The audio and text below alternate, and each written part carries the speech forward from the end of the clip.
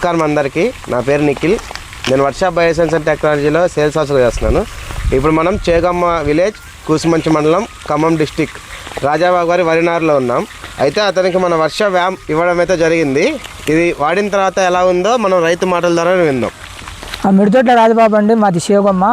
మేము రోడ్డు మీద ఉన్నాం, మా నారు చచ్చిపోతుంది. ఇట్లా మా రైతులు మాట్లాడుకుంటుంటే ఏజెంట్ వచ్చిండు, ఈ కంపెనీ ఏజెంట్, వర్ష వ్యామ్ ఏజెంట్ పోతుంటే మేము ఇట్లా అంటే నారు చచ్చిపోతుంది అని చెప్పినాం. చెప్తే నారు మాది వ్యాము గుళికలు ఉన్నాయి, చల్లుకొని చూడండి అని చెప్తే ఆ గుళికలు చల్లినాం. బాగా ఉంది, ఎదుగుదల వచ్చింది, సావటం ఆగిపోయింది.